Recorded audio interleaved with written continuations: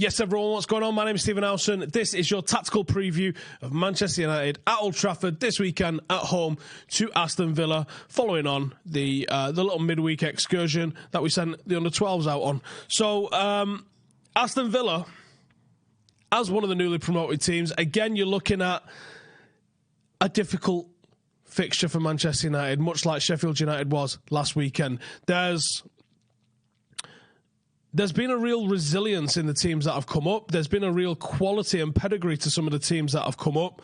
And much like what's going on at Sheffield United, Aston Villa, you go, less so at Aston Villa, you look at their 11 and you go, wouldn't take most of them, to be honest. John McGinn and Jack Grealish aside, wouldn't take most of their players. But the formula that they're working to, the team, the 11, everything else about them, they're doing really well. You've got Grealish chipping in with a decent number of assists, McGinn as well. You've also got goals coming from midfield in McGinn, and Grealish has chipped in with a couple as well. They haven't had one scorer that's gone out on an absolute tear. Wesley up front is a little bit functional, a little bit basic, guaranteed to score against United. Now I've said that. They definitely line up in...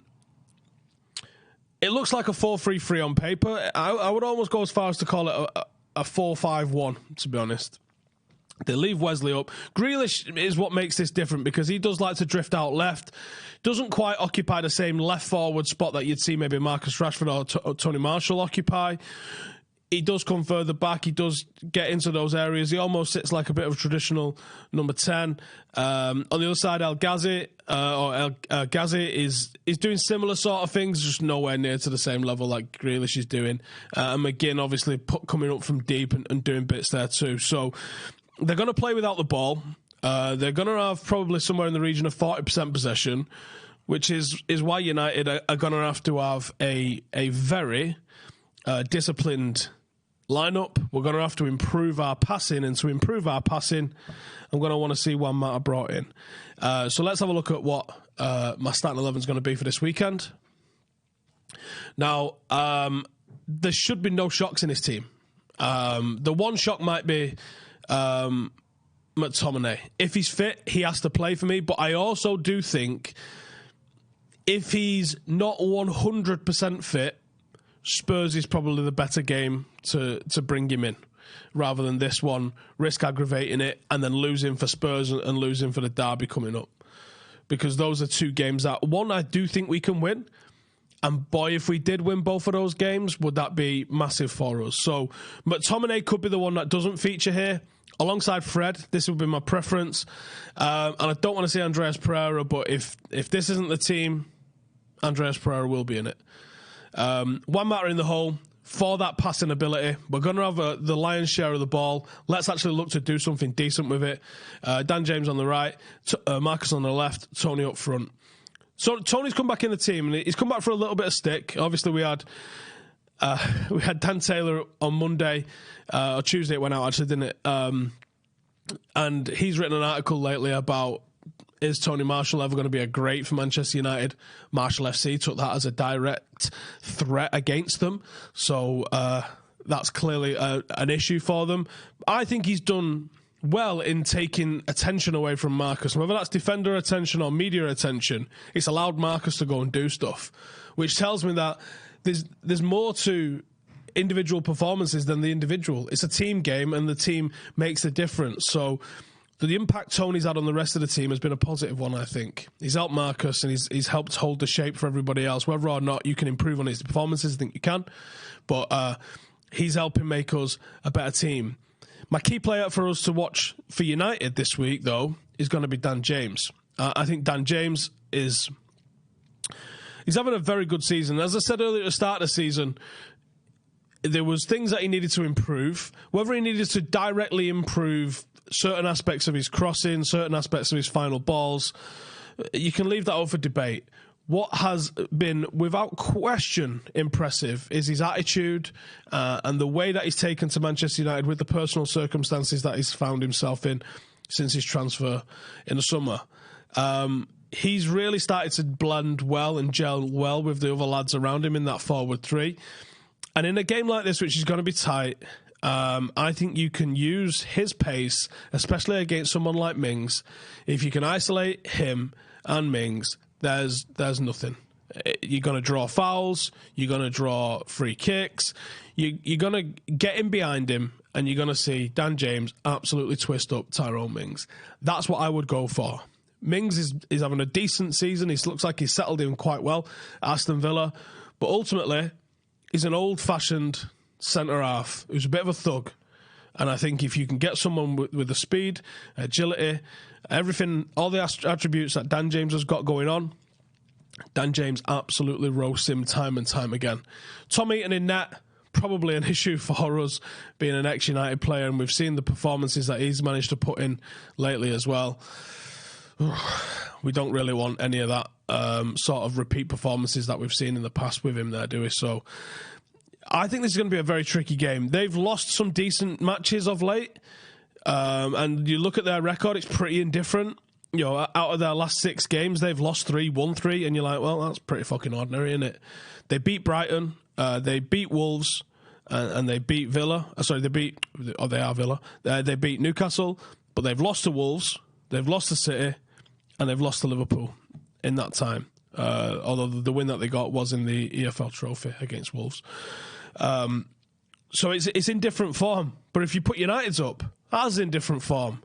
Losing to Bournemouth, beating Partizan, beating Brighton, drawing with Sheffield United, lose to Astana. It looks exactly the same when you paint it like that. We're indifferent. We're inconsistent. So I think that what we've got to do is just have someone with a bit of ball-playing ability. I thought against Astana, Dylan Levitt showed exactly what this team has been missing. Now, whether or not he's fully ready right this second to take that job in the first team in all the games, I have my doubts. But it shows that type of player, someone who's got that ability to hit a ball from deep in the 6th position into the striker's feet with the right weight on it, so all they've got to do is turn. Sometimes don't even have to turn, they just have to get the body shape behind it right and smack it. I saw that time and time again against Astana. 100 passes on your European debut away on what didn't look like carpet out there in Astana. There were so many times that I saw that pass into the final third. I saw that perfectly weighted ball out wide. I was just like, fucking hell, we've just missed someone with this ability. You don't see it. You can see the pass in the stands sometimes when it goes to McTominay, when it goes to Fred, when it goes to Pereira. But then the ball never makes it to that area. First time ball into someone's feet with the right weight on it. Intelligent, mature performance. Really highlighted to me what United lack. I would love it if we see something like what we saw with Brandon Williams, where Solskjaer goes, fuck it. He's better than what I've got. Have a seat on the bench. I'll give you 45 minutes. Impress me, I'll give you a start next time I get a chance. Inside a month, Brandon Williams has gone from fucking who to most of you to, oh, that little fucking kid's playing again. And I honestly think that there's a very real chance that because of how tight our owners are, because we're still 5 weeks away from the transfer window opening and 10 weeks away from us wondering why we never signed anyone, there's a real chance here that Dylan Levitt could go and get minutes and get a good impression built up. There's a reason that he's been in the Welsh national squad. In and around there. And he's unlucky not to have made his debut yet for those. Could have debuted for that at the weekend. There's players in here, not all of them, granted. There's some players that disappointed against Astana. But there's players in this squad that are going to go and improve what those first team players are doing. I'm going to head over to the Patreon group and check out what's going on with the questions. Next Friday, Manchester Patrons. And if you're not in the Patreon group, just hit the link in the description and come and have a see what sort of benefits you get for being in the Patreon group.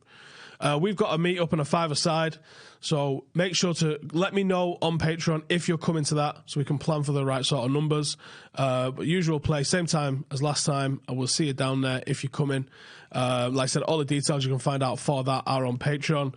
The Patreon group also was told who was going to be captaining the side and what the starting 11 was for the game against Astana. There are little bits of info like that as and when I can get them, so it's worth checking out. If you're interested, as we come up to a transfer window, the first lots of information will go in there. So make sure to check all of those out. Reese says, is Marshall good enough to lead our line? When he's on his game, he's unplayable, but that doesn't come often enough. To be honest, I'm not sure I understand. Siri's getting all involved here. What do you reckon, Siri? Is Tony Marshall good enough to lead the line for United? Marshall's a bit of an enigma, isn't it? Because when you just purely look at what he's capable of doing on the ball, you go, wow, what a footballer. That touch, that dribble, that finish, that speed, the strength on the guy. But football's more than those 13 seconds that you get the ball and do that. And how many times a match you're able to do that. Off the ball, his teamwork needs to be improved. I think his movement off the ball and his attitude probably could be improved. That's not to say that I'm saying he can't ever improve it. I think it could be improved and he could improve it. I think playing regularly, week in, week out, for a long period of time, you would start to see the sort of benefits you're seeing with McTominay. And you're not going to get it if he's in and out of the team and he's injured and he's not and he's injured and he's not. So he's got to stay off injury for a little bit and he's got to stay on task and try and get us, try and get himself just playing regularly, and he will improve. I don't know if, I keep saying to you, don't I don't know if he's going to be here next summer. It's just a pure gut feeling that I think that he might go. But, I could be totally wrong because no one's telling me that that's the case. JTNA92 says, do I think any of the youth players impressed enough to feature over the Christmas period? If so, who? I understand the Villa game is probably too soon. I think Dylan Levitt should be on a bench. Whether that's against Villa or Tottenham or whatever, I think he should be on the bench. I think I can see Ollie shitting himself and going with Young instead of Williams against City, and I think that's wrong, but I can just envisage him doing it. I would think Jimmy Garner should be now the understudy to Scott McTominay. I don't think he really shone against Astana because they didn't come at us in a way that really allowed him to show who he is. He's a defensive midfielder. He thrives on nailing people and stuff. So they didn't really do that. So I don't think you got to see the best of Jimmy Garner against Astana. But I thought he had a decent performance. He wasn't bad by any stretch of imagination. Ethan Laird, likewise, he should be the understudy to Wan-Bissaka. I hope he's putting pressure on him training. I hope that he's been touted for maybe when we have the final Europa League game, maybe a couple more of them get games. I don't think it'll be full youth like we sent to Astana, but maybe some of them lads have earned another shirt. I think there'll be a load of loans coming over the Christmas, after Christmas. I think a load of them lads that you saw in that game probably be like, right, okay, let's go and get 6 months on loan. We'll take you on tour and see where you're at. Brian, after all the talk about the youth last match, do I think any of the more senior players did enough to play themselves into consideration? Axel probably is in the conversation to be partnering Maguire. I doubt that's this week because of the travelling and everything like that. But I would expect him to start one of the games that are coming up at least. Is it possible for this team to get any sort of consistency going in our results, or are we just going to have highs and lows until we get some senior players over the next few windows? No, I think we can get... We saw a little bit last season, didn't we? I don't know how much of that was down to having someone like Herrera in the team, and we still obviously had Sanchez and Lukaku. But we saw when Ollie first came in that there is a way to get some consistency in this team. And I think we can do that. I think we could get 3 wins out of 3. We could also come out of this with 0 wins out of 3. I don't think we'll lose to Villa, but I definitely think a draw is capable. And I would say we could easily win or lose or draw with Tottenham. And I think we could easily turn City over, the form they're in, and we could easily get spanked. So it could go all the way, both ways in these next 3 matches. Nambi says, considering the fact that none of our senior midfielders are match fit or are worth calling first choice, do I think the likes of Garner, Levitt, Gomez and Galbraith might be able to dislodge Fred, Matic, Mata and Andreas soon? Not en masse, but one of them could sneak in. Who that one is? It could be any of them, to be honest. It could be any of them. Gomez, if he sorts his contract out, could be there next week. but I'm not sure that that's going to happen. The longer it goes on, the less confident I am that that's going to be the case. Righty, so that was the questions from the Patreon group. As I said, go and check it out. The link is in the description, and see what sort of stuff you get. The Manchester meetup has been pushed back because of all the events that are planned at Hotel Footballers, just taking it away from our decision making. So we're going to do it in January, which means there'll be a very short turnaround, probably 6 weeks between the Manchester one and the Dublin one. We're targeting, I think it's Friday the 28th of February, Smock Alley Theatre, to come to Dublin with our Irish legend and do a live podcast. We're probably going to play five-a-side, and we might have a few beers. That's been discussed, that we may or may not have a lot of beers. So if you're in Dublin or you're in Manchester and you're thinking, do you know what? Yeah, I might get involved in that Patreon group and see what it's all about. There's 2 reasons to come and do that. Thank you guys for watching. Make sure to subscribe. Get your questions and comments in and all that lot, and I'll see you in the next one. Laters.